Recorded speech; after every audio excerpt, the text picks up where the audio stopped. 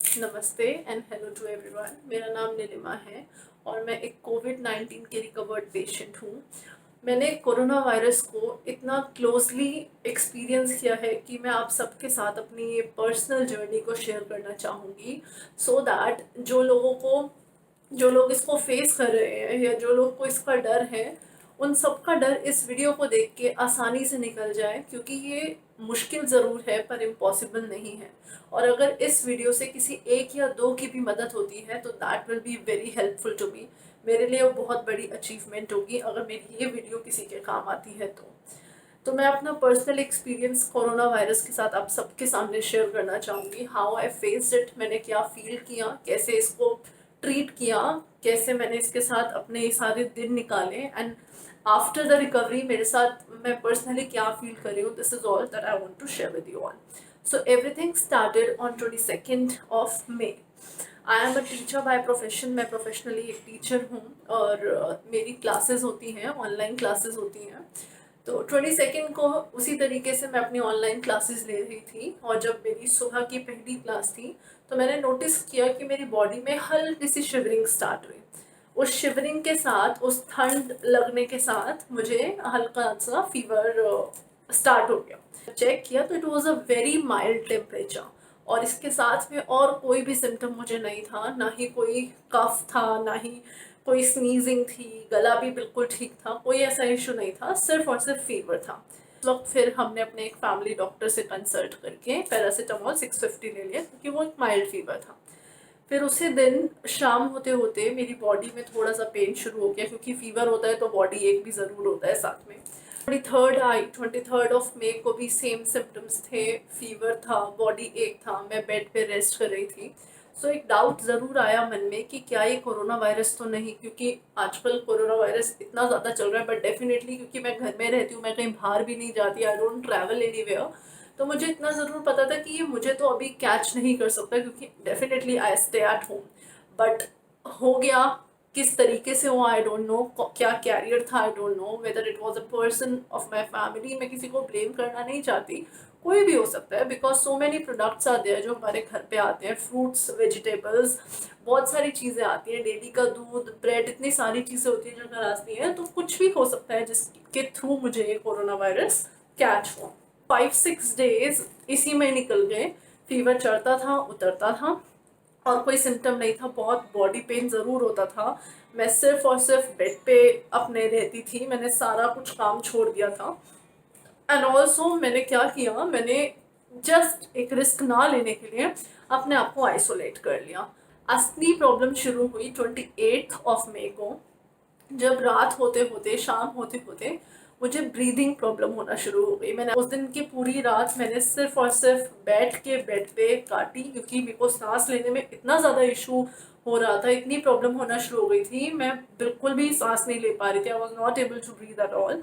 तो बेड पे लेटना भी बहुत मुश्किल था। तो 29th को early in the morning I went at my mother's home. मैं अपने घर गई और वहाँ पे जाकर मैंने एक हॉस्पिटल में एक डॉक्टर को कंसल्ट किया। जब डॉक्टर को कंसल्ट किया तो डॉक्टर ने डेफिनेटली यही बोला कि सांस लेने में इतना प्रॉब्लम हो रहा है, ब्रीदिंग इशू हो रहा है, तो ही टोल्ड मी कि आप अपना एक्सरे कराइए।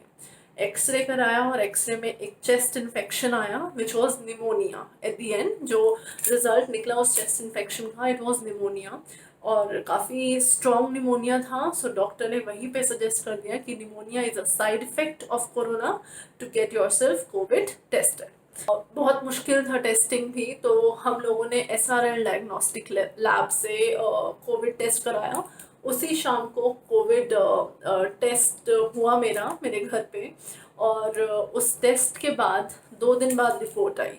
जब मैं घर आई तो पूरा दिन मेरा सिर्फ बेड पे लेट के निकल गया, क्योंकि जब भी मैं उठ के बैठ रही थी या वॉशरूम जाने के लिए खड़ा होना पड़ रहा था, I was continuously coughing. Coughing क्यों हो रही थी? क्योंकि सांस लेने में इतनी दिक्कत फेस हो रही थी कि अगर उठ के बैठ रही हूँ तो लंग्स पे प्रेशर पड़ रहा है, चेस्ट पे प्रेशर पड़ रहा है, तो सांस लेने बड़ा मुश्किल हो गया था। एपेटाइट लॉस हो चुका था, loss of taste, loss of smell, सब कुछ जो होना चाहिए कोविड में, और ब्रीदिंग इश्यूज। हाँ ज़रूर, मेरे हस्बैंड ने मुझे बहुत बहुत मेंटली सपोर्ट किया और मेरा माइंड प्रिपेयर किया कि अगर हो भी जाता है तो नीलिमा घबराने की कोई बात नहीं है, हम इसे फेस कर लेंगे।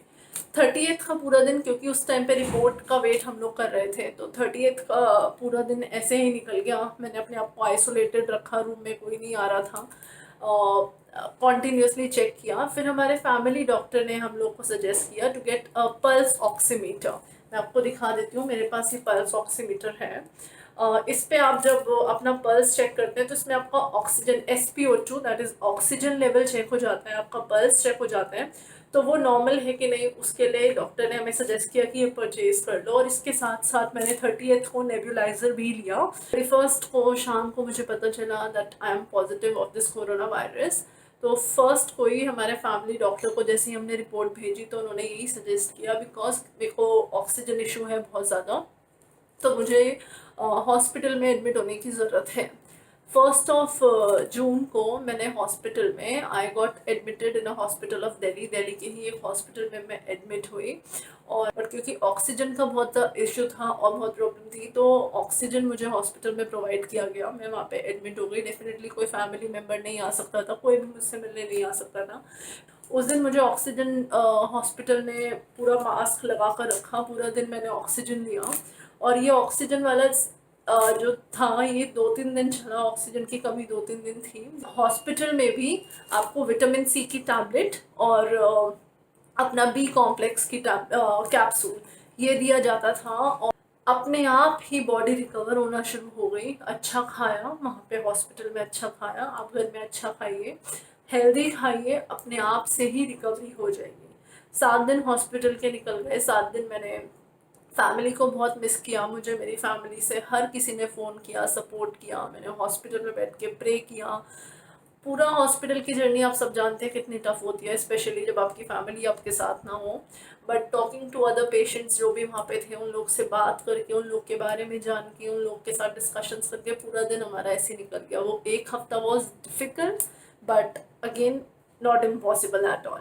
6 जून को जिस दिन भी सैटरडे था, उस दिन मेरा कोरोना का फिर से टेस्ट हुआ। एंड 2 या 3 दिन बाद report I, but this time I was negative with corona virus and I was very happy. I thank God, मैंने भगवान का बहुत शुक्रिया किया। हाँ, और एक और बहुत इम्पॉर्टेंट चीज़ जो मैं आप सबके साथ शेयर करना चाहूँगी, हॉस्पिटल में हमें प्रोवाइड किया गया 2 बहुत इम्पॉर्टेंट चीज़ों के साथ। First is an electric cattle जिसमें आप पानी गर्म करके पी सकते हैं, और दूसरी चीज़ थी वेपराइज़र। तो ये 2 चीज़ें बहुत बहुत इम्पॉर्टेंट थी जो हॉस्पिटल वालों ने हमें दी। तो ये तो आप आसानी से घर पे भी कर सकते हैं। आपको स्टीम लेना बहुत ज़रूरी है। आपको दिन में 3 से 4 बार आप स्टीम लीजिए, कोई साइड इफ़ेक्ट नहीं है, कुछ भी नहीं है। आप स्टीम लेना इम्पॉर्टेंट है। और दूसरा था गर्म पानी। हॉस्पिटल में केटल प्रोवाइड की गई, तो उस केटल में मैंने सुबह मॉर्निंग से लेकर रात तक कम से कम 6 से 7 ग्लासेस, मैं अपना पर्सनली बता रही हूँ, मैंने 6 से 7 ग्लासेस गर्म पानी के पिए। बिल्कुल गर्म पानी, hot water, not warm but very very hot water. मैं हॉस्पिटल से डिस्चार्ज हुई, फिर मैं घर आई। घर आने के बाद भी हॉस्पिटल से मुझे लिम्सी ज़रूर सजेस्ट की गई कि आपको 10 डेज तक लिम्सी लेनी है, और एक विद मल्टीविटामिन कैप्सूल, जो मेरी बॉडी में जो एनर्जी लॉस हो गया है, जो वीकनेस आ गई है, उसके लिए मुझे एक मल्टीविटामिन कैप्सूल सजेस्ट किया गया हॉस्पिटल से, तो मैंने वो लिया। अब हॉस्पिटल से घर आने के बाद की कुछ 4 दिन की जर्नी थोड़ी सी टफ थी। टफ सिर्फ और सिर्फ मेरे दिमाग से थी, टफ कुछ भी नहीं था।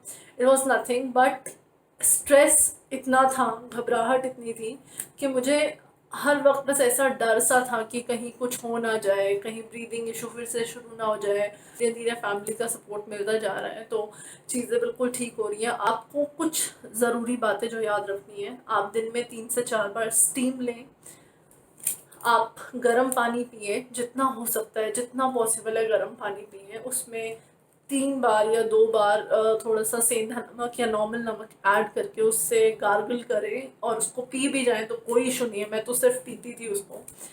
और आप लिम्सी ज़रूर लें, दिन में 1 टैब या हाँ, दिन में 1 टैब आप लिम्सी की ज़रूर लें। और अपनी बॉडी में थोड़ा मल्टीविटामिन्स डालें, अच्छा खाना खाएं, पॉजिटिव थिंकिंग सबसे इम्पॉर्टेंट है। आप जितना अच्छा सोचोगे, जितना पॉजिटिव रहोगे, और अगर होम आइसोलेटेड भी हो तो यही सब चीज़ें करने से, तो अगर हम इसको बिना डरे एक वॉरियर की तरह फाइट करेंगे इसके साथ, तो ये डेफिनेटली रिकवर हो जाएगा और हम बिल्कुल ठीक हो जाएंगे। बट सबसे इम्पॉर्टेंट है सोशल डिस्टेंसिंग मेंटेन करना और पर्सनल हाइजीन मेंटेन करना। अगर आपने अपनी फैमिली के साथ सोशल डिस्टेंसिंग मेंटेन नहीं किया तो ये उनको भी कैच कर सकते हैं। आपको उनकी सेफ्टी के लिए अपने आप को अलग रखना ज़रूरी है। आपको अपने बारे में ना सोच के सबके बारे में सोचना ज़रूरी है। और अब मैं बिल्कुल टोटली रिकवर्ड हूँ और मैं सबके लिए प्रे करूँगी जो लोग इस कोरोना वायरस से लड़ रहे हैं, जो लोग इससे फाइट कर रहे हैं, कि सभी जल्दी से रिकवर हो जाए। Again it is difficult but not impossible. Again and again saying ये ज़रूर मुश्किल ज़रूर है, बट ये इम्पॉसिबल नहीं है। Thank you so much for watching my video. नमस्ते टू ऑल।